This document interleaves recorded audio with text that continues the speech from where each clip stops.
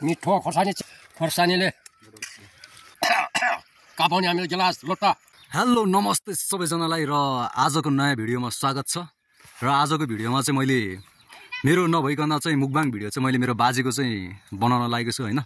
के कस्तो हुन्छ हेरेर साथ दिनु। यो ढेँडो खाएर आएको छु थालमा बसेर जे भन्यो नि तपाईँ हजुरहरू त कुर्सी माथि बसेर खानु भएको होला। हामी त दुःखका मान्छे ढेँडो खाने हो। ढेँडो भन्ला तपाईँहरूले गोबर भन्ला सायद। हामीलाई यसरी खाइरहेको हुन्छ। मिठो खोर्सानी च्याट्टै खोर्सानी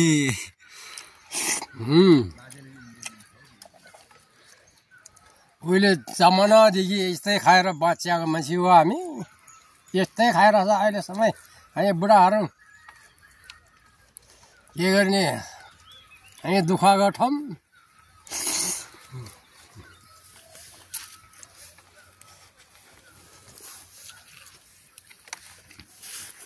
यस्तो ठाउँ भनेर हजुरहरूले के ओसार गर्ने गरिन। हामी त दुःख गर्ने हो, खाने हो, ढेँडो खाने। कोदो पिठो मकैको स्याख्ला मिसेर खाने हामीलाई। नर्सरी खोर्सानीले क्याको मासु नि भन्नु पर्यो नि त। खसीको मासु तपाईँहरूको कति छ? हाम्रो यहाँ त 1000 रुपियाँ किलो छ खसीको मासु।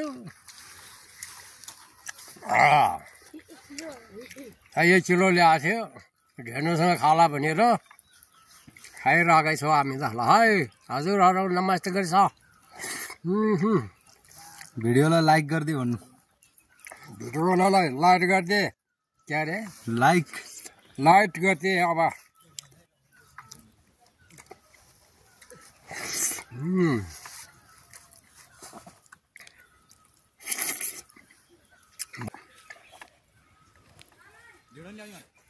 पर्दैन रे ढेँडो त।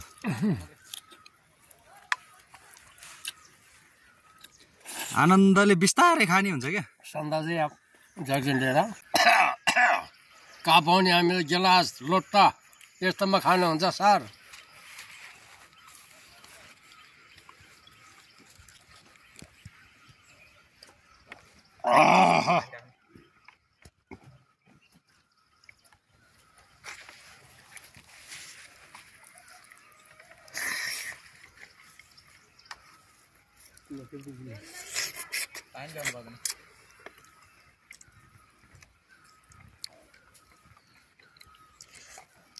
भात म खाने कि हजुरसँग बोल्ने कि के गर्ने होला।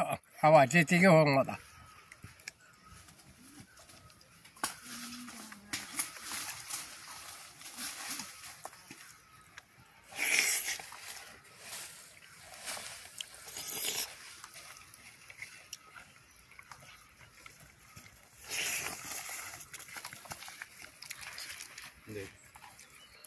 यहाँ रस हालिहाल्यो।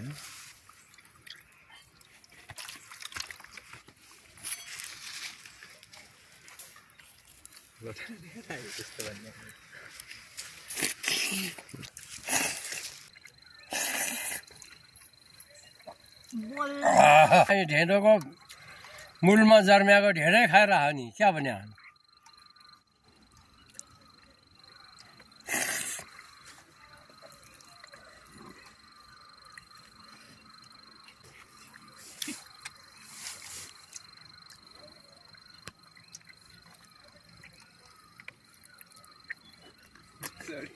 दाँत हो त्यहाँ क्या गर्ने, दाँत पैसा जाने भयो।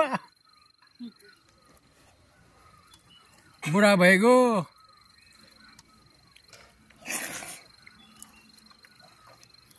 पचास 76 वर्ष भइसक्यो बुढा।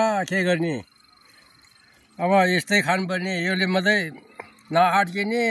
भात खायो भने अब आँटी जाने भयो।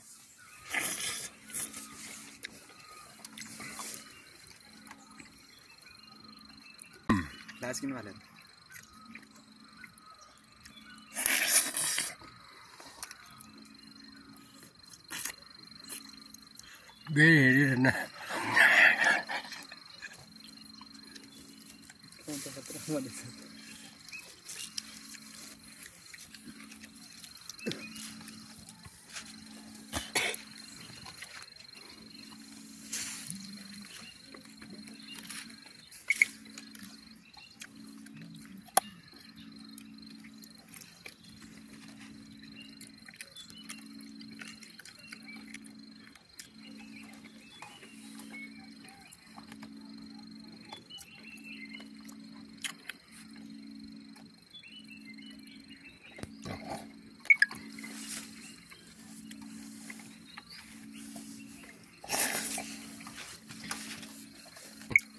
एकदम मजा मिठो भयो खसीको मासु र ढेँडो भनेको कुरा भयो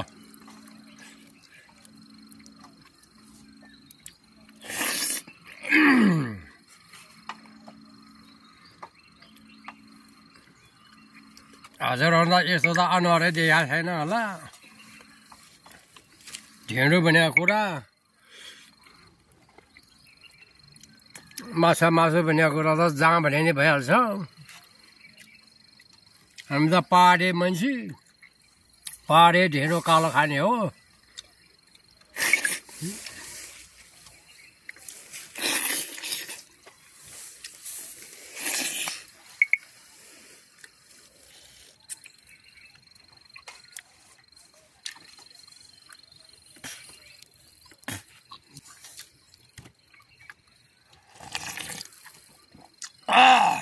यसरी खानुपर्छ तब ज्यान पच्छ नि तब काम गर्न सक्ने हामीलाई जोत्ने मान्छे